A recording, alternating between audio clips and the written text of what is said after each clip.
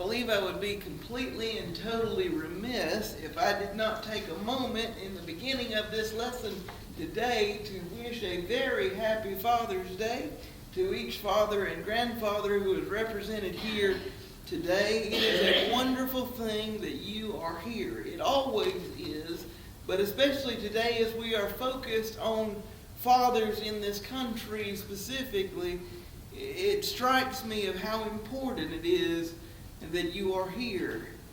One of the largest demographics among church-going folks that are missing today when you do the research is men, and particularly fathers. But yet there is so much that goes into laying a firm foundation of faithfulness that is completely and totally derived often from that relationship. Now, not in every case, because there are instances in which faithfulness has come to those who did not have such strong relationships, but your presence today proves the importance that you place upon leading by example, leading your families and multi-generations in the ways of righteousness and in the ways of the Lord.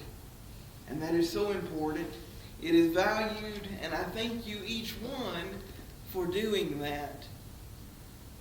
They say that life is an adventure, and your adventure as a life is colored by your perspective of what you see as you go throughout the events of your life, and that shapes who you are, at least in one major form of psychological thought. We are all a blank sheet of paper when we enter this world, and everything that happens to us or that we do by our own decisions when we reach that point in which we are responsible for ourselves is exactly what tells the story. And all of that shapes who you are. But it's interesting that oftentimes maybe we don't see ourselves as others do. I saw an interesting video sometimes back of an experiment that I thought was fascinating, and I think would be something that would be rather puzzling for you and I, as it was with many of those who were asked to participate on the street in this sort of experiment. They were asked to stand without looking in a mirror on a street corner there and describe themselves with their eyes closed to an artist, one who would draw a portrait of them based upon not what they saw, but how they described themselves. And the fascinating thing to me is you would watch people fumble and think and cogitate how they would describe their attributes, things about them. They not only described their physical attributes, but many times they would begin to dig deeper, begin to exclaim emotional weaknesses and strengths. And these things would shape their inner picture. And it was interesting to me at the end of the experiment when the artist would hold up the portrait that he had drawn based upon their descriptions versus the face they would see in the mirror that was revealed there at the end. You know what I saw, number one, that was the most striking to me, and one reason why I thought this would be a good illustration for our lesson this morning is there was usually a stark contrast in between the two. Usually what is seen in these portraits as they have been drawn is usually far darker in comparison to the light in the face of a person when shown in a mirror. Often we see ourselves and have a negative connotation within our minds of who we are. But where does that come from? Some would say, based upon this theory that we began with, that it is because of the environment into which we are born, that your environment and the environments that you place yourself in successive years as you become autonomous for yourself, at least among us, in the world, that environment shapes everything about who you are. There's some validity to that, because our environment definitely has an impact upon what we do, what we say, how we act, and all those things. We know that as a biblical principle. Think about going back to the concept of friendship, which we studied so thoroughly last week. Daniel brought up in the Bible class that passage, of course, that Paul mentions in 1 Corinthians. What? Evil companions corrupt good morals. Your environment can cause you to at least have an easier road to making bad choices in those instances. But inasmuch as that is said explicitly, that would therefore mean, by logic's sake, that what? The exact opposite is true as well. Good influences in our life often have a positive effect upon us, do they not? They lead us to make better choices. They help us to have an easier road towards those things. So there is some truth to that. But there's also the other side of the equation, where some believe in the world today that nothing that we do necessarily is formed by that environment, in that sense. That genetically there are just things about us that we cannot change. There are going to be sicknesses which we will inherit. There are traits and attributes and attitudes and such that are genetically built within our DNA that we simply can't help. Now, from the field of medical science, there's some validity to that as well, at least to a degree. There are inherited traits, are there not? There are inherited diseases and things that are passed along as the genome it mutates over time through things and changes, as all of these things go on in the field of genetic science. But I think it's more of a mixture of the two, isn't it? Yes, there are some things in our life that may affect us that we cannot help. But on the other side of the equation, our environment has a lot to do with becoming who we are. So I ask you this question. As we get into the meat of the lesson this morning, and this is why I will ask it, is because oftentimes when you look at the world through this environment concept, the blank page being written by every traumatic event, positive or negative, because trauma simply is just a shock, right? Good things or bad things either way, they have an indelible impact upon our life, and that the summation of who we are is through that process. As much as that is the case, some will say, well, because I was reared in a situation that was not the most ideal, that perhaps it is the root of every bad decision that I make. Can it help towards that? Yes. Being in an environment that is constantly negative, constantly fighting against the truth and the will of God can make it easier to fall in those traps. But does it have to be that way? Biblically, we are shown that no, it doesn't have to be that way. Dysfunction, when it is present in a family, can end within one generation. We simply must break that cycle of dysfunction. Now, this may seem like a psychological seminar more than a sermon in this moment, but I promise you that's not simply science. It is biblical. And we can see it in the few bright spots that one can view in the history of the people of Israel. And they are few and far between. Why? Because there is so much darkness in the people of Israel. There's so much darkness in their history and in their choices. Past the time of the United Kingdom, when things split after the death of Solomon, the majority of what we see is darkness. The majority of what we see might be this sort of stark contrast between who we wish to be or who we actually are and how we perceive ourselves, because there is so much darkness around them in that moment. Idolatry, a neglect for the poor and the downtrodden, a mistreatment of the widows. All of these things that we know are at the root of God pronouncing judgment upon them.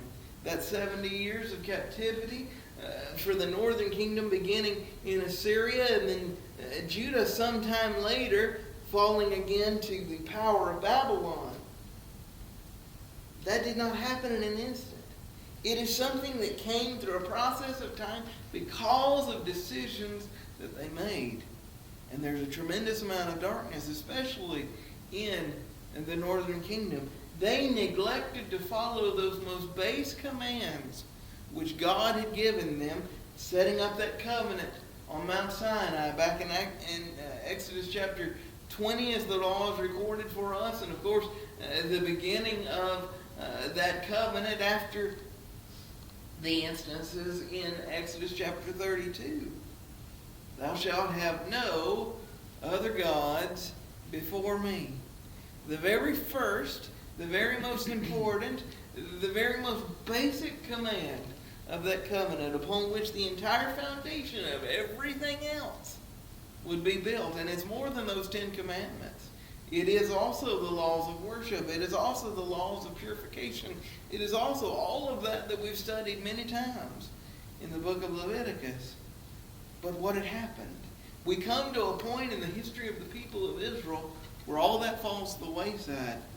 Idolatry is not only tolerated, it is celebrated by king after king after king after king in both north and south. And so for everything that we understand from the concepts we have set forth this morning, if your environment is everything to how you will turn out, if the cycle is this insurmountable monster that cannot be broken, how do we have the beauty of passages like the one we're going to study together this morning?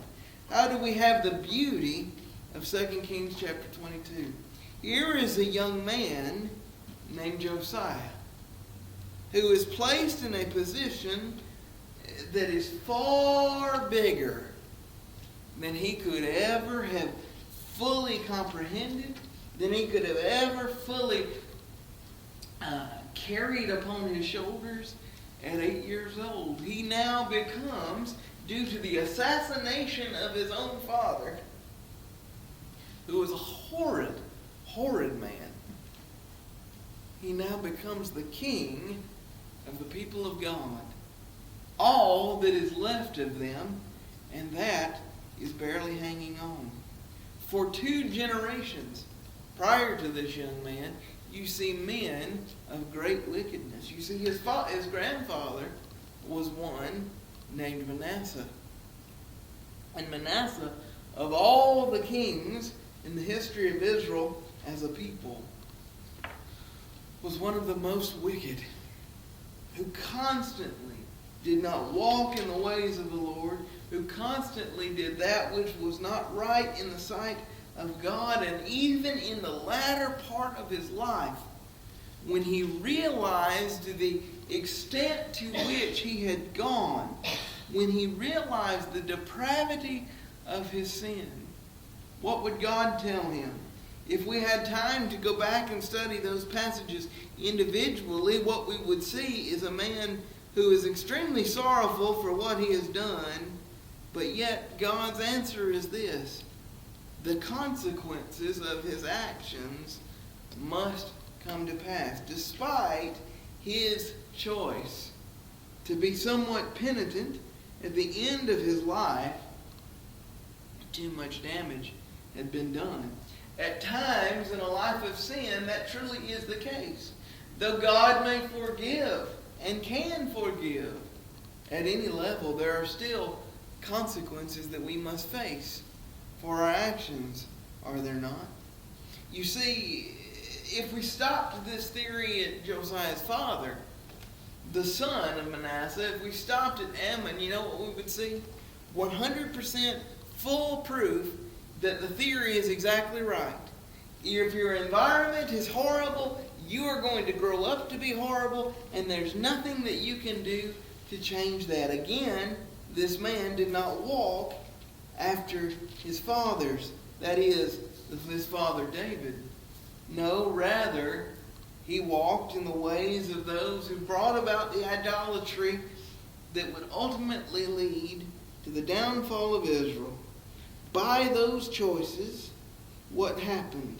Because of those choices, he eventually leads not only to more and more depravity being committed by the people of God, but it leads to his own execution. Look, beginning in verse 19 of the previous chapter, 2 Kings chapter 21. Ammon was 22 years old when he became king, and he reigned 2 years in Jerusalem. His mother's name was Meshullemeth, the daughter of Heroz, Jephthah, and he did evil in the sight of the Lord as his father Manasseh had done. So he walked in the ways of his fathers, and he served the idols that his father served and worshipped them. He forsook the Lord God of his fathers and did not walk in the way of the Lord. And what does that lead to? The servants of Ammon conspired against him and killed the king in his own house. But the people of the land executed all those who conspired against the king Ammon, and the people of the land made his son Josiah king in his place. Again, we have more details towards his acts in the books of the Chronicles, as mentioned. But if we were to stop right there, the theory would be proven true. An environment from which you come that is negative will always lead to negativity, right? No. You see, making these choices, the choice to break the cycle is one that you can make for yourself. And Josiah was able to make this choice. Make this break. He proves that environment is not everything. If evil was inherent in our genetics, also, there would be no hope. 2 generations now of distinct evil forsaking the Lord.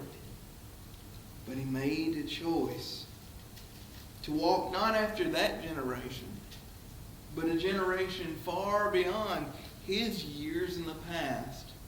He walked after the way of his father David, the one who was a man after God's own heart, that though he was not perfect, what would he do? Consistently turn back to God in the midst of trouble. He did not turn aside to the right hand or to the left. So how does he do this? How is this accomplished? What happens in restoration of the people to build a generational faithfulness among these people for a time, which ultimately would lead to what?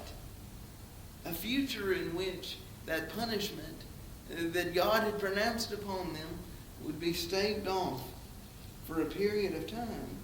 It came from 3 things. The blessings of God. Because if we follow him, what will God do? He continually blesses us. It comes not only from those blessings of God, but also having the proper support. In situations where people are born into families where faithfulness and godliness and righteousness and all of these things that are so crucial to our lives and God are not focused upon. What will it take to break those cycles of sinful lives in families? And what it takes is proper support. That is why it is so important for there to be fathers who will set forth a precedent to walk after the ways of the Lord and live by an example. But even in cases where there is not, such as this young man, what did he have? Proper support from godly men, that even when they realized they had made a mistake, what was their immediate choice to do? Rectify, change, do what was necessary to be faithful unto the God whom we serve. And that's exactly what we see. 10 years from the moment when he assumes the throne at 8 years old. At the time when men are often becoming the people who they will be for the rest of their lives. Those foundational points of who you are as an individual are being formed. In the 18th year of the King Josiah, he sent for Shaphan the scribe, the son of Azaliah, the son of Meshullam of the house of the Lord, saying, Go up to Hilkiah the high priest, that he may count the money which has been brought into the house of the Lord, which the doorkeepers have gathered from the people, and let them deliver it into the hands of those doing the work, who are overseers of the house of the Lord. Let them give it to those who are on the house of the Lord doing work to repair the damages of the house, to carpenters and to builders and masons, and to buy timber and hewn stone to repair the house. However, there need be no accounting made with them of the money delivered into their hand before they deal faithfully. You see, one thing that we learn from the Chronicles account is this. The high priest of God, Hilkiah, had a tremendous influence upon this young man. Assumed a father figure sort of role. Helped in those early days in guiding the people back to the work of the Lord, so that he has what? He has a foundation and a heart built for what?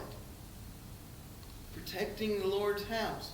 Building it up. Making what it ought to be. Now we dwell within the house of the Lord that is no longer held within a temple.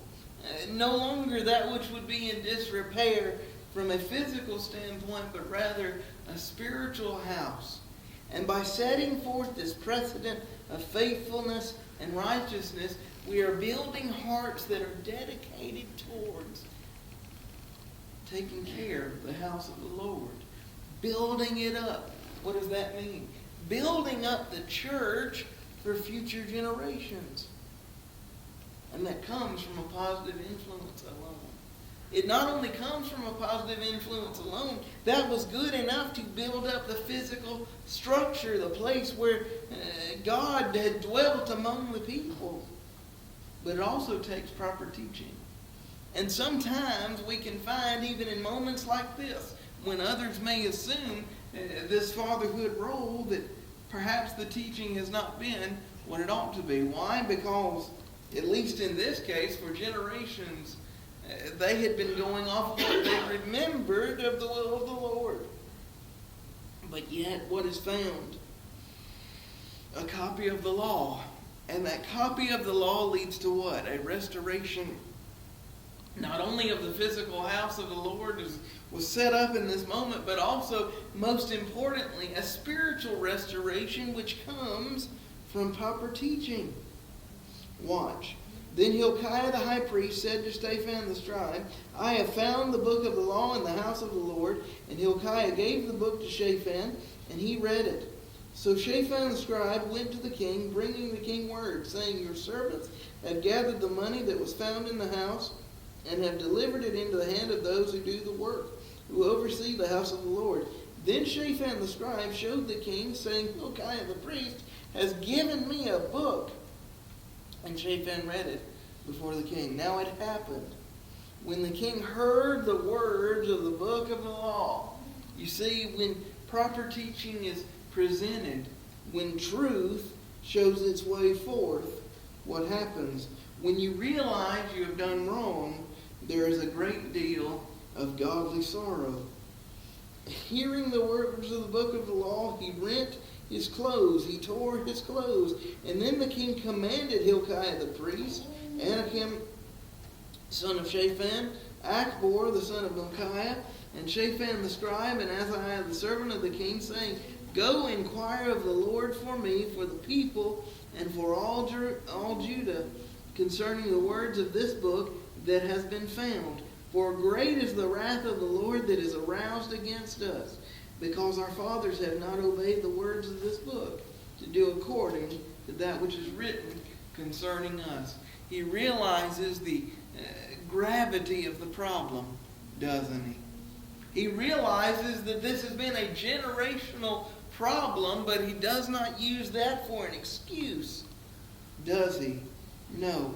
He says, go inquire of the Lord for us. We are in a desperate situation. There needs to be restoration in this moment. And so they do.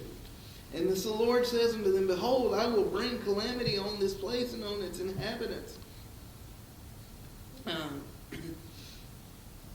Because they have forsaken me and burned incense to other gods, that they might provoke me to anger with all their hands. Therefore my wrath shall be aroused against them, against this place, that shall not be quenched.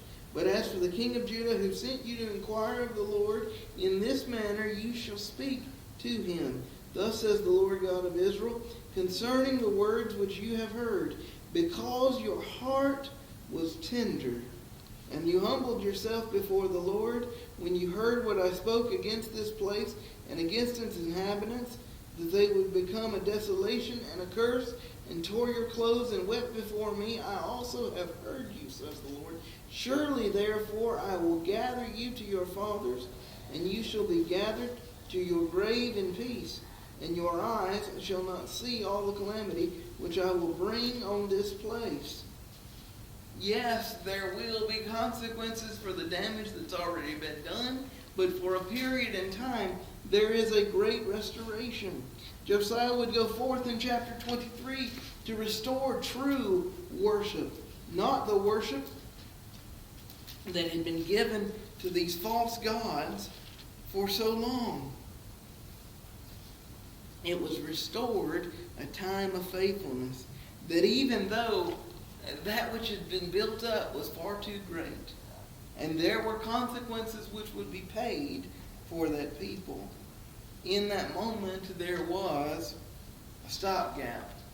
There was a time in which they were allowed a little bit of peace as they restored true worship. The altars of the idols were torn down piece by piece. They broke in pieces the sacred pillars, cut down the wooden images, and filled their places with the bones of men. And moreover, the altar that was at Bethel, verse 15, at the high place which Jeroboam the son of Nebat, you see, generations after he's already dead, we're still seeing the record of the fact that that foundation which was laid led to this point where they had become so depraved in their worship to God. But it takes one like Josiah to break such a cycle. Notice, who caused Israel to sin, had made both that altar and the high place. He broke down and he burned to the high place, and he crushed it to powder and burned the wooden image. As Josiah turned, he saw the tombs that were there on the mountain, and he sent and took the bones out of the tombs and buried them on the altar and defiled it, according to the word of the Lord which the man of God proclaimed, who proclaimed the words. Then he said, what gravestone is this I see? So the men of the city told him, it is the tomb of the man of God who came to Judah and proclaimed these things which have been done against the altar of Bethel. That which has been prophesied generations ago is coming forth to pass in this very moment. And so Josiah says, let him alone. Let no one move his bones. So they let his bones alone with the bones of the prophet who came from Samaria. And Josiah also took away all the shrines of the high places that were in the cities of Samaria, which the kings of Israel had made to provoke the Lord to anger, and did to them according to all the deeds that he had done in Bethel. He executed all the priests and of the high places that were there on the altars, and burned men's bones on them as he returned to Jerusalem. What do we learn from this? Restoration, breaking the cycle in this moment, takes not only God's blessings, takes not only proper support as he had from the religious leadership around him, but a tremendous amount of personal dedication. How many kings as we perceive them, as Doug was mentioning this morning, in their affluence, would take something of such great grandeur as far as size and scope upon their own back. But here Josiah is doing that very thing. He's not only leading the people to do that which is right, as he would command them in the following verses to keep the Passover, as it is written in the book. But what is he also doing? He's removing the temptation. He's removing the evidence of the previous life and that which led to that cycle. Personal dedication. Can it be broken? Can one who is born into a situation where things are not ideal, do they have to live a life that is based simply upon the environment in which they came? Absolutely not.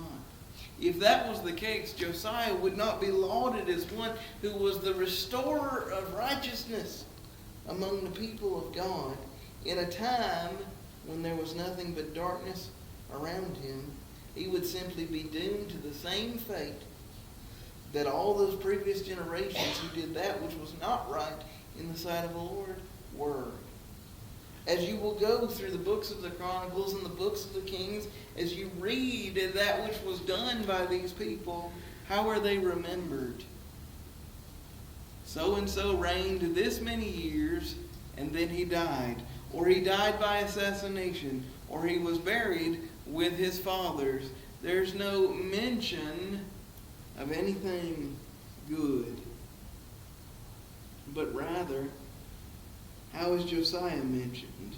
How is he remembered? Notice, God gave him a promise in the previous passage we were looking at. Because of his tender heart. Because of his personal dedication to make a choice to be different than from what he came. God said, the calamity that surely is coming to this people because of what they've done, because of their unfaithfulness, because of their unrighteousness, you won't live to see it. Because you have followed after me, you will not have to suffer those things. That is a great reward. I thought about, as reading this passage and preparing this lesson earlier this week, it reminded me of the words of Jeremiah sometime later, as he would be standing on the other side of Jerusalem as it would be overtaken, lamenting the fall of the city, as one who had to stand and watch the very place where God had once dwelt fall into desolation and rubble. And to see the emotion of those words, I'm glad one like Josiah, with a heart like Josiah, did not have to live to see that. The world will tell you there is nothing that you can do directly to shape who you are. It is either genetically predetermined for you, or you are simply nothing more than a product of your environment. If you have a good environment, therefore you're going to be a good person. If you don't, you're doomed to a life of that which is seen as wrong, that which is seen as evil. But does it have to be that way? No. You can choose. Choose to do that which is right.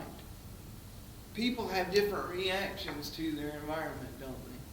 Some people will fall into those environments simply for survival, but some people will see those things and become the absolute antithesis. Why? Because they don't want that to continue. And in our minds, as those lives may be being built for us, as we are becoming who we truly are, why not lay a foundation in that which is true and righteous and holy? The Lord gives us a choice. Walk in the ways of righteousness, though it is a difficult path and a narrow gate, it leads unto what? Eternal life. That's what Jesus said his disciples would have to do, is choose which of those roads they would go down. Some would say we don't have the ability to choose. The Calvinists to this day believe we don't have the ability to choose in any way, shape, or form spiritually.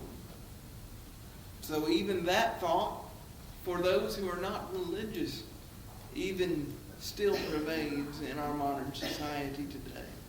But especially in that sense, no, God gives us a choice. It's the same choice that Joshua would stand before generations of this people long before these who would suffer the consequences of their fathers were born, as he stood there on the precipice of entering into the promised land in Joshua chapter 24. And he commanded them, choose you this day whom you will serve, either the gods of your father's house in Egypt, or whom? The Lord. As for me and my house, we will serve the Lord. And for a few generations, that continued, at least as long as those who were alive in the moment when Joshua gave that command, it was the case. But we open to the book of Judges, and what do we see? But there arose a time when every man did that which was right in his own eyes. And what did that lead to? Generations and generations of calamity by choice. Where will you choose today? Who truly are you? Are you the one in the picture? Or are you truly who is seen in the mirror? Are they one and the same? It's a question to ask. We are built partially by environment, absolutely. Genetics have something to do with it. But our decisions are ours alone. And the Bible tells us that when the end of this world will come, we will each answer for our own deeds done in this body. So which will you be? Those who will choose to assimilate for survival in a situation where maybe your life hasn't been easy? That road is easy. It's wide and spacious. But the gate leads to what? Destruction. Or will you make a choice that is a difficult one, based upon the blessings of God, proper support, and personal dedication, and triumphs, like young Josiah, in a world surrounding him in darkness? He was a spark of light when God's people needed him most. Which will you be? If you're subject to the Lord's invitation this morning, whether to become a Christian or be restored to the faith, or if you simply need the prayers of your brethren, we'd be more than happy to pray with you and for you for your strength and whatever other need you may have. If you're subject to an invitation for any reason, won't you come as we stand and sing this song to encourage you?